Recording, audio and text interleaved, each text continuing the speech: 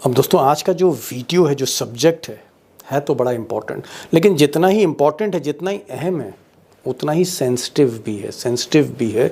और इसीलिए मैंने कोशिश करी कि किसी बड़े देश के बड़े वकील को बुलाऊं, लेकिन ज़्यादातर सुप्रीम कोर्ट में जो प्रैक्टिसिंग लॉयर थे वो थोड़ा सा हिचक रहे थे। हालांकि कपिल सिब्बल ने बहुत कुछ बोला है, प्रशांत भूषण ने बहुत कुछ बोला है, बट ज़्यादातर वो आना नहीं चाह रहे थे कैमरे के सामने।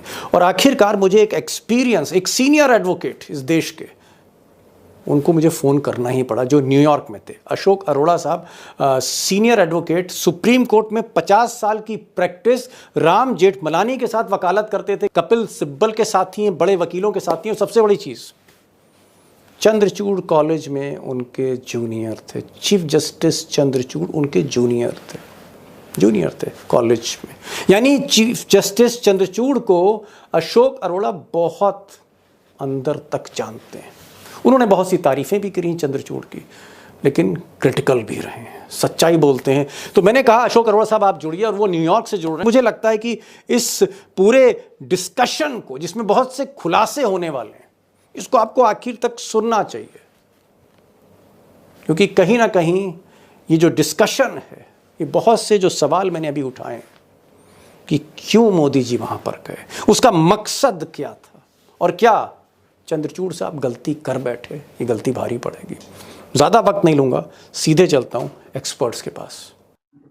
अरोड़ा साहब, बहुत बहुत शुक्रिया कि आप न्यूयॉर्क से ज्वाइन किए और आप यूनिवर्सिटी में लेक्चर देने जा रहे थे, लेकिन बीच में आप रुक गए। मैं आपका बहुत आभार व्यक्त करना चाहता हूँ। मेरा सवाल ये है, क्योंकि चंद्रचूड़ आपके साथ कॉलेज में आपके जूनियर थे, जेठमलानी के साथ आप दोनों लोग काम आपने किया जेठमलानी के साथ, ये जो आज हुआ, जिस तरह से प्रधानमंत्री मोदी चीफ जस्टिस के घर पर गए, पूजा करी, फिर वहां पर वीडियो बना और उस वीडियो को वायरल किया गया, क्या 50 साल की वकालत में आपको कोई इस तरह का ख्याल आ रहा है कि कोई प्रधानमंत्री, आप तो नेहरू के टाइम से देख रहे हैं, नेहरू हो, इंदिरा गांधी हो, नरसिम्हा राव हो, राजीव गांधी हो, वाजपेयी हो, कोई प्रधानमंत्री आपको याद आ रहा है जो चीफ जस्टिस के घर में एक निजी फंक्शन में गया हो?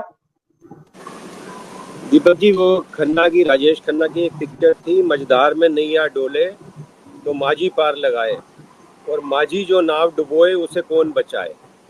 तो चीफ जस्टिस इंडिया अगर ये कंडक्ट करते हैं, हमारे संविधान में, कॉन्स्टिट्यूशन में दो चीज़ें बड़ी इंपॉर्टेंट हैं जो चीफ जस्टिस को 100% पता है।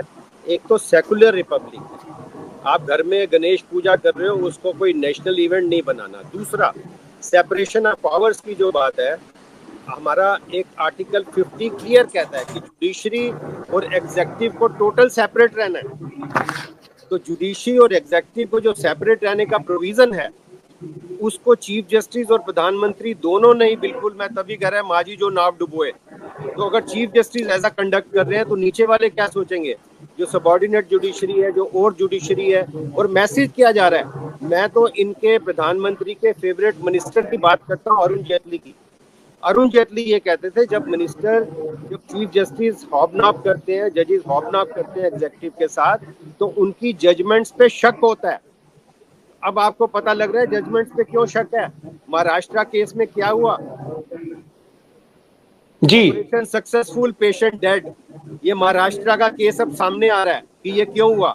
ये जब हॉबनॉब करते हैं, जब दोस्ती दिखाते हैं, जब प्यार दिखाते हैं, तो ये बिल्कुल टोटल सिस्टम में लोगों का फेथ खत्म होता है।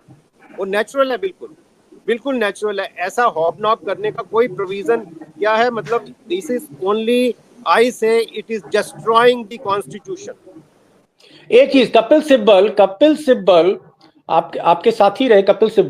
कपिल सिब्बल का ये कहना है कि, उनका कहना है कि भाई मैं चंद्रचूड़ साहब की बड़ी इज्जत करता हूं, वो एक मुझे ईमानदार जज लगते हैं, और मुझे ऐसा लगता है कि उनको ये पता नहीं था, चंद्रचूड़ को ये पता नहीं था कि मोदी जी वीडियोग्राफी कराएंगे, इसका वीडियो बनाएंगे, और बाद में मोदी जी के दफ्तर से ये वीडियो प्रेस को दे दिया जाएगा, लीक कर दिया जाएगा।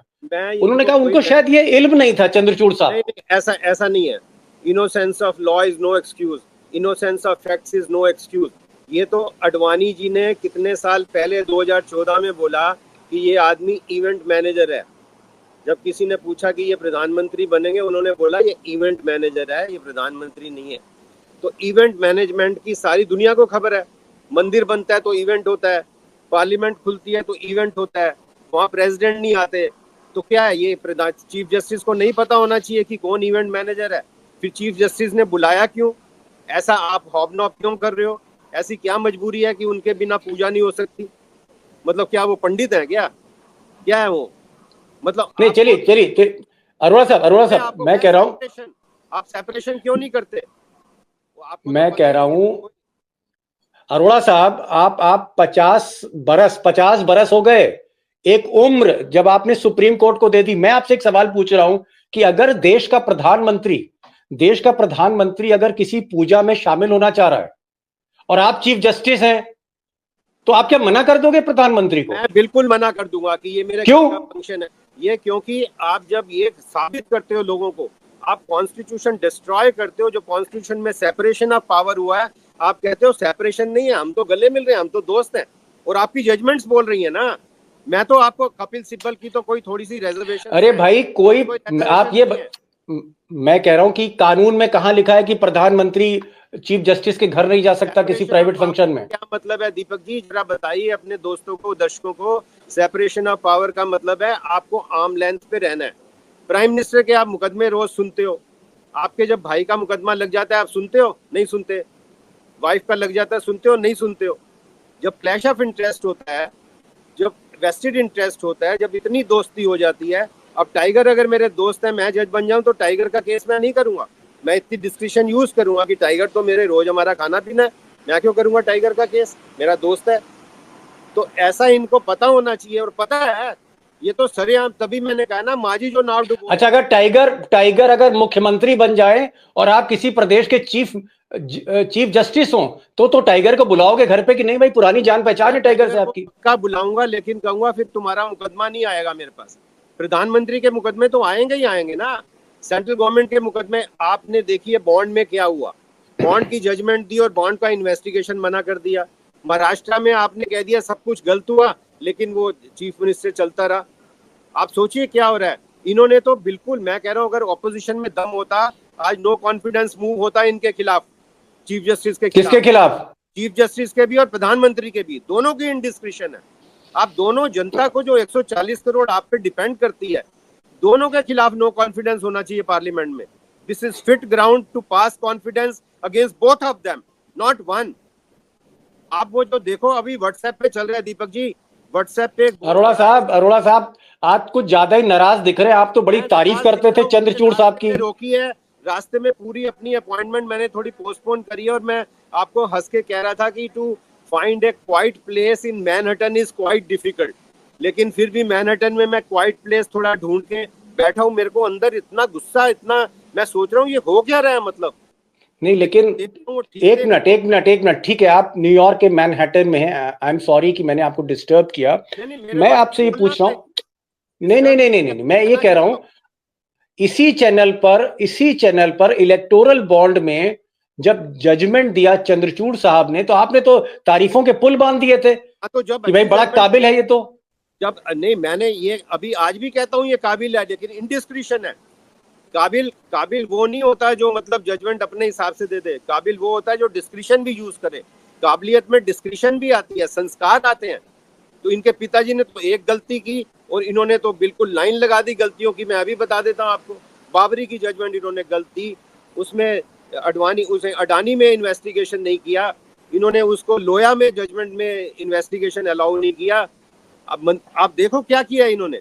अशोक अरोड़ा हमारे साथ न्यूयॉर्क से जुड़े, मैं उनको भी बहुत धन्यवाद देता हूँ। Thank you so much for joining this programme, Tiger and Lakheda साहब, थैंक यू सो मच।